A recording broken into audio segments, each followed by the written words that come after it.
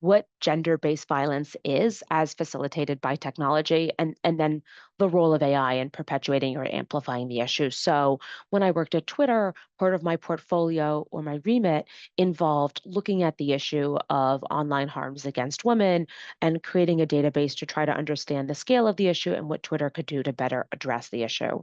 Since leaving Twitter, I've done two separate engagements as a consultant with the National Democratic Institute, where first I looked at the issue of online violence against women in politics from the perspective of civil society organizations, where we created a big database of all of the interventions geared at technology companies. And then we pitched them to tech companies to try to advance policies and other interventions that could help address the issue.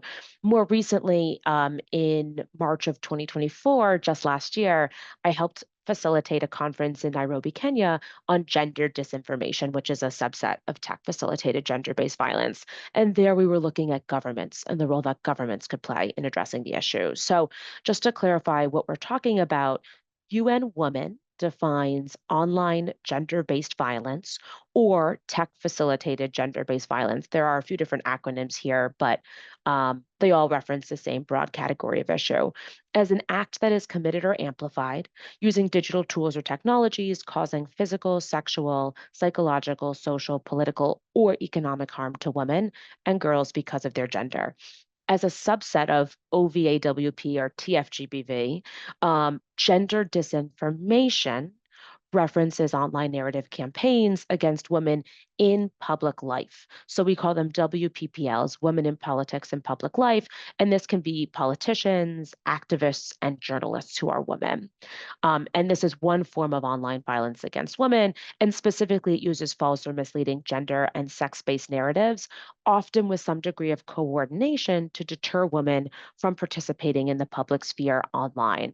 Ultimately, these campaigns have a very measured and powerful chilling effect on women's political participation, and they put at risk hard fought progress on women's rights, human rights, and democracy around the world. So, AI lowers the barriers to access for tech facilitated gender based violence. Generative AI can be used by malicious actors to supercharge TFGBV.